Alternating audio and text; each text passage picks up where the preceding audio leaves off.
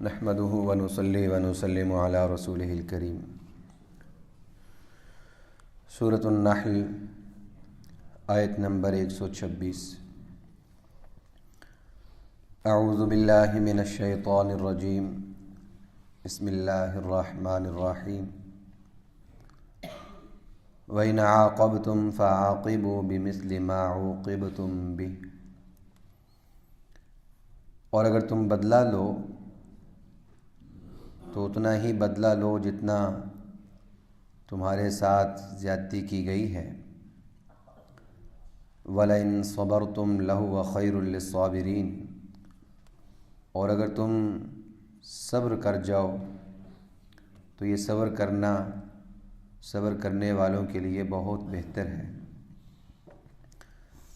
وَاصْبِرْ وَمَا صَبْرُكَ إِلَّا بِاللَّهِ، اور آپ صبر سے کام لیں اور آپ کے صبر کرنے کی توفیق اللہ ہی کی طرف سے ہے۔ وَلَا تَحْزَنْ عَلَيْهِمْ، اور آپ ان پر غمگین نہ ہوں۔ وَلَا تَكُ فِي ضَيْقٍ مِّمَّا يَمْكُرُونَ، اور آپ ان کی چالوں کی وجہ سے تنگ دل نہ ہوں۔ إِنَّ اللَّهَ مَعَ الَّذِينَ اتَّقَوْا وَالَّذِينَ هُمْ مُحْسِنُونَ، یقیناً اللہ رب العالمین ان لوگوں کے ساتھ ہے جو تقوی اختیار کرنے والے ہیں، اور وہ لوگ جو نیکی کے کام کرنے والے ہیں۔ سورہ نحل ان آیات پر مکمل ہو رہی ہے۔ گزشتہ آیات میں اللہ رب العالمین نے دعوت و تبلیغ کا مضمون ارشاد فرمایا کہ آپ جب لوگوں کو دعوت اور نصیحت کریں تو حکمت کے ساتھ، اچھی گفتگو کے ساتھ، دلائل کے ساتھ، اور کسی بھی طرح کی گالم گلوچ اور طعن و تشنیع کرنے سے باز رہ کر آپ لوگوں کو دعوت و تبلیغ کریں۔ یہ جادلہم باللتی احسن، موعظہ حسنہ، سب کا لب لباب اور حاصل یہ ہے۔ اب اس یقیناً دعوت و تبلیغ کے سلسلے میں مشرکین مکہ رسول اللہ صلی اللہ علیہ وسلم کو تکلیفیں پہنچایا کرتے تھے، صحابہ اکرام رضی اللہ تعالیٰ عنہم کو پہنچایا کرتے تھے، اور اس کے ساتھ اسی سورہ نحل میں جو آیت نمبر 90 پیچھے گزری ہے، ان اللہ یأمر بالعدل والاحسان، اللہ تعالیٰ عدل کا حکم کرتا ہے۔ وہ پیچھے اس سے پہلے اور مضمون آیا کہ عدل و انصاف سے کام لو، ہوا اقرب للتقوی، یہی اصل میں تقوی اور طہارت کی بات ہے۔ تو ایسا عدل کہ جس میں انسان کو کوئی تکلیف پہنچائے، تو شریعت مطہرہ نے اس بات کی گنجائش رکھی ہے کہ وہ اپنی اس تکلیف کا مداوع کر لے، اپنے ساتھ کی گئی اس زیادتی کا بدلہ لے لے۔ یہ شریعت مطہرہ میں گنجائش موجود ہے۔ نہیں لیتا، یہ تقوی اور طہارت کی اور اعلیٰ مثال ہے۔ صبر کی رسول اللہ صلی اللہ علیہ وسلم جو اخلاق عظیمہ پر فائز تھے، یہ ان میں سے ایک اہم چیز ہے۔ ایک تو ہے صرف خلق ہونا، اچھے اخلاق ہونا، تو کسی نے زیادتی کی ہے، اس زیادتی کا بدلہ لینا، اس زیادتی کا حل لینا، یہ انسان کے تقوی کے خلاف نہیں ہے۔ کسی نیک انسان کو کوئی شخص تکلیف پہنچاتا رہے اور وہ جواب میں اپنی اس تکلیف کا مداوع کرے تو بندہ کہنے یہ کیسا نیک آدمی ہے، تو بالکل وہ نیک آدمی ہے کہ وہ اپنی اس تکلیف کا بدلہ صرف اتنا ہی لے رہا ہے جتنا اس کو تکلیف پہنچائی گئی۔ یہ بھی اخلاق ہیں۔ اور دوسرے نمبر پہ آتے ہیں اخلاق کریمہ، کہ وہ بدلہ لینے کی گنجائش جو اللہ رب العالمین نے دی تھی، اس بدلے کو بھی وہ نہیں لیتا بلکہ معاف کر دیتا ہے۔ یہ اخلاق کریمہ ہے۔ اور اس سے بھی اعلیٰ اخلاق جو رسول اللہ صلی اللہ علیہ وسلم جس پر فائز تھے، وہ ہیں اخلاق عظیمہ، انک لعلی خلق عظیم۔ وہ کیا ہیں کہ نہ صرف یہ کہ معاف کیا ہے بلکہ بدلے میں کچھ اور دیا بھی ہے۔ رسول اللہ صلی اللہ علیہ وسلم کے پاس جو لوگ، واضح اس میں واقعات موجود ہیں کہ قرض کا مطالبہ کرنے آئے اور آپ صلی اللہ علیہ وسلم کو سخت جملے کہے، اور آپ کی گردن میں جو چادر تھی اس کو کھینچا بھی گیا۔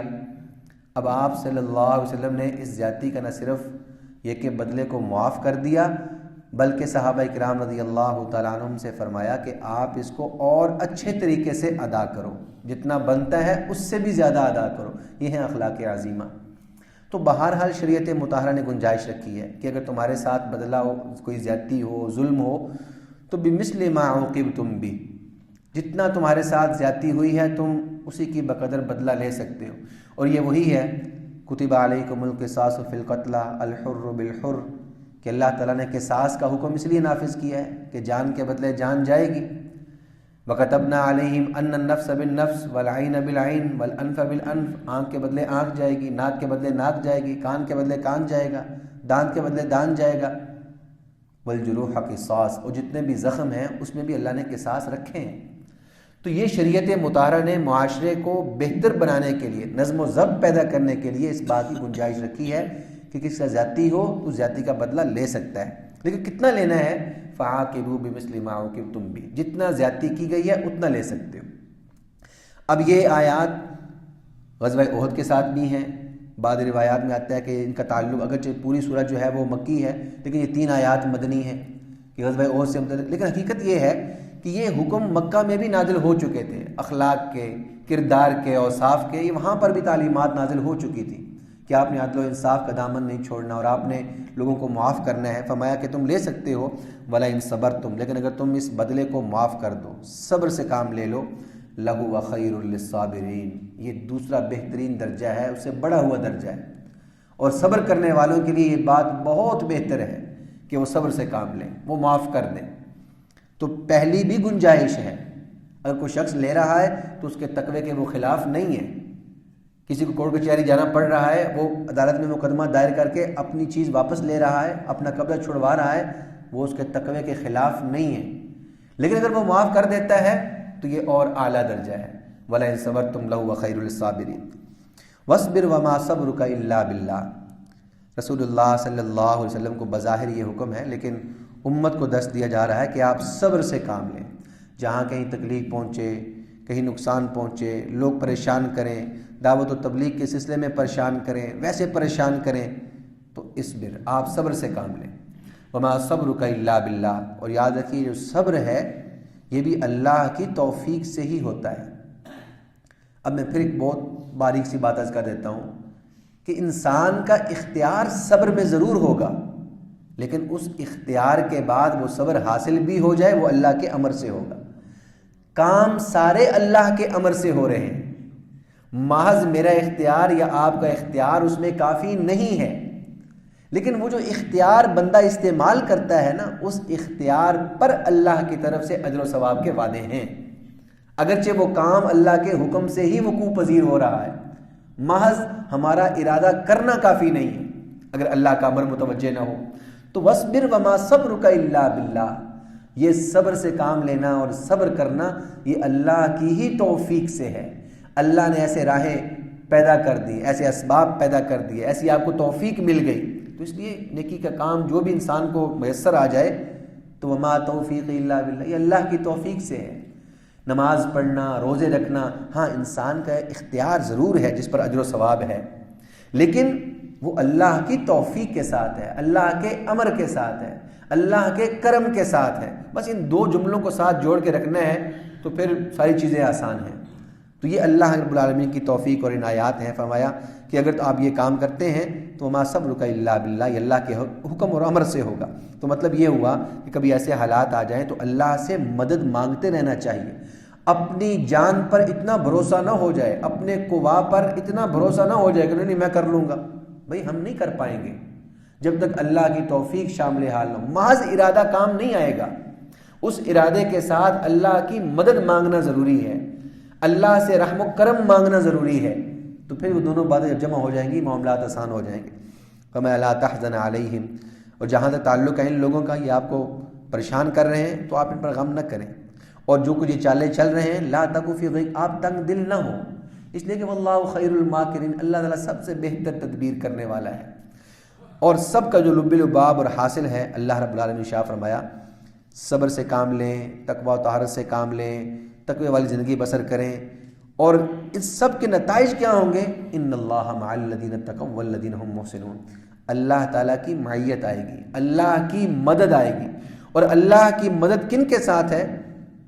دو لوگوں کے ساتھ ہے، تقوی و طہارت سے کام لینے والے ہوں، متقی پرہیزگار ہوں۔ سادہ سی تعریف متقی کیا ہے؟ گناہ نہ کرتے ہوں۔ متقی کی تعریف یہ ذہن میں رہنی چاہیے، متقی کی تعریف نفل زیادہ پڑھنا نہیں ہے، متقی کی تعریف گناہ نہ کرنا ہے، گناہ نہ کرنا یہ تقوی ہے۔ ہاں اس کے آگے پھر درجات ہیں، جتنے چلاتے چلے جائیں، جتنا آگے بڑھتے چلے جائیں۔ ادنا درجہ یہ ہے کہ انسان اللہ کی نافرمانی نہ کرے، یہ ہے تقوی اور طہارت، یہ ہے متقی پرہیزگار۔ ہمیں جو لوگ تقوی والی زندگی بسر کرتے ہیں، اللہ کی مدد ان کے ساتھ ہے۔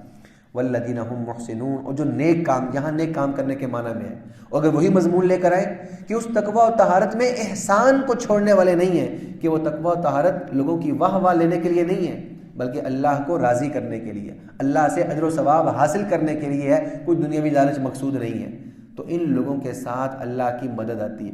اور یہ بظاہر جہاں پہ چھوٹا جملہ لگ رہا ہے، یہ کتنا بڑا جملہ ہے، اس کو ہم یوں سمجھ سکتے ہیں۔